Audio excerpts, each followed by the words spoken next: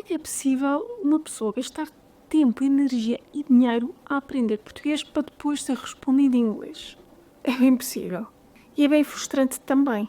Acreditem, eu conheço a sensação porque eu passei exatamente pelo mesmo quando eu aprendi holandês.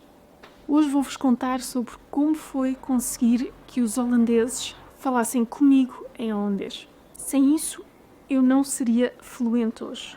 Eu usei uma estratégia de mindset que aprendi anos mais tarde a viver numa comunidade no Brasil. Obrigada, Cuca. É simples, mas não há um módulo a respeito no vosso curso de português, aposto. Bom, caso sejam novos aqui, olá, eu sou Catarina, sou portuguesa, sou poliglota, apaixonada por línguas e por pessoas. Aqui na Language on School ajudo estrangeiros a encontrar a sua voz em português europeu. Mas como eu estava a dizer, depois de passar cerca de 1 ano a fazer trabalhecos aqui e ali em Amsterdão, enquanto aprendi holandês, eu consegui emprego numa multinacional. Eu fiquei super contente porque, apesar do aspecto multinacional, eu estaria rodeada de holandeses todos os dias. Ok, a língua franca da empresa era e é o holandês, mas eu teria finalmente a oportunidade de usar e melhorar o meu holandês. Mas vocês não imaginam a quantidade de conversas que eu tive em que eu falava holandês enquanto que a outra pessoa me respondia em inglês. E isto foi um momento decisivo. Então, 3 opções passaram pela cabeça. Primeira, pensar, que se lixe, vou mas é falar em inglês. Segunda, pensar, eu devo ter o pior sotaque do mundo e eles não percebem. Não era bem o caso, mas eu tenho perfeita noção que o meu sotaque é ligeiramente polaco. O que é estranho, mas é o que é.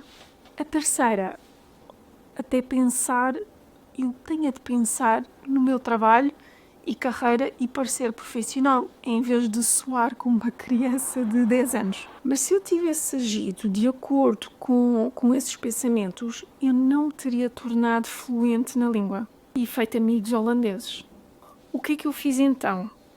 Bati o pé no chão, não literalmente, estiquei o meu pescoço já longo, mais ou menos literalmente, para parecer mais alta perante os altíssimos holandeses e simplesmente continuei a falar em holandês, como se nada fosse.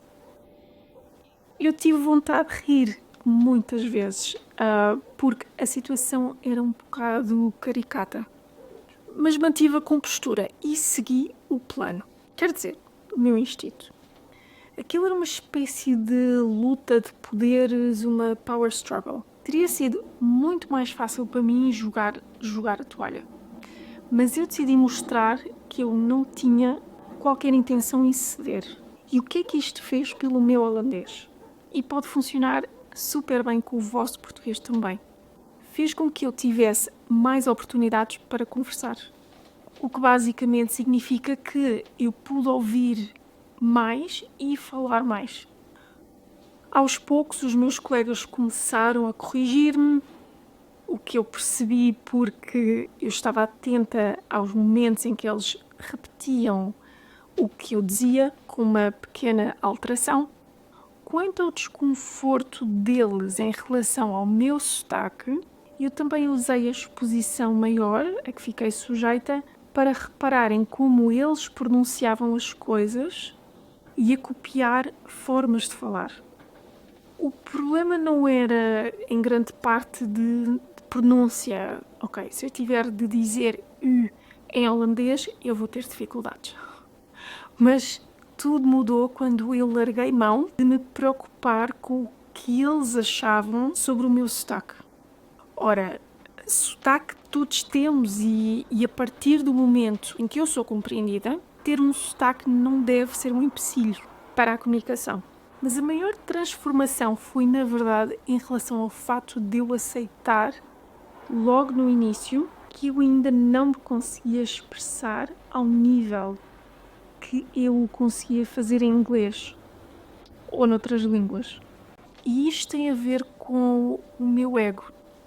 Eu não podia ser eu por inteiro em holandês. Ou pelo menos não tão inteligente, engraçada, filosófica, etc. Vocês não se sentem como crianças de 5 anos em português? É por isso que eu vejo o processo de aprendizagem de uma língua como algo que vai muito além da gramática e do vocabulário. Aprender uma língua implica pôr o ego de lado. Como dizia a Cuca, esta mulher que conheci no Brasil, baixar o ego. Não descartá-lo, não. É só pô-lo ali em stand-by. Enquanto continuamos humildemente a abrir-nos para a experiência de aprender e sentir uma nova forma de nos expressarmos. Foi então que eu comecei a baixar o ego.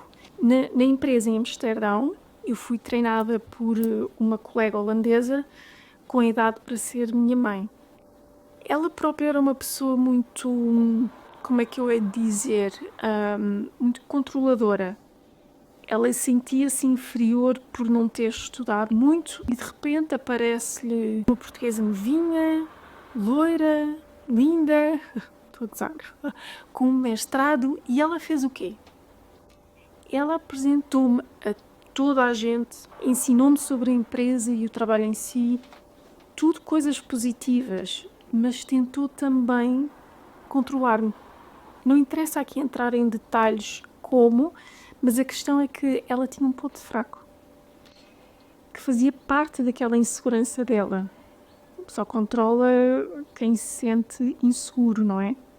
Esse ponto fraco é que ela, apesar de se comunicar bem em inglês, não se sentia confortável em inglês. Então eu agarrei-me a isso e colei-me a ela. Era a ela que eu perguntava as minhas dúvidas sobre o trabalho. Eu chegava cedo ao escritório, como ela, e conversávamos um bocadinho. Eu ia pelo menos uma vez por semana caminhar com ela à hora do almoço. Vocês têm noção do que é que isto fez pelo meu holandês? E do que isto pode significar para o vosso português? Eu foquei-me numa só voz, coisa que recomendo sempre aos meus unschoolers. Eu comecei a usar as mesmas expressões que ela. Dankjewel. Ela dizia muito isto. E também als ik jou was. Pois bem, ao espelhar a língua que ela própria usava, era como música aos ouvidos dela. Só fazia com que ela gostasse ainda mais de mim. Eu sei que isto parece psicopático. Esta análise eu faço agora em retrospectiva. Não foi uma coisa consciente na altura, ok?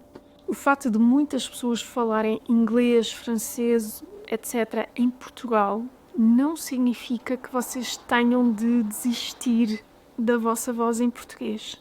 Se viveram num sítio mais pequeno, isto não é tanto uma preocupação, mas em Lisboa, no Porto, no Algarve, as estratégias que compartilhei hoje são úteis. Claro, se quiserem de facto fazer uso do português que já aprenderam. Esta foi só a minha experiência. Eu achei interessante compartilhá-la porque o mindset e o peso que o nosso ego tem quando estamos a aprender uma língua é gigante. E é curioso este fenómeno das pessoas locais responderem em inglês ser comum em Portugal e na Holanda. O mesmo não me aconteceu quando morei em Itália ou na Polónia. Contem-me nos comentários se se sentem confortáveis em manter uma conversa em português, mesmo quando a outra pessoa muda logo para inglês, por exemplo.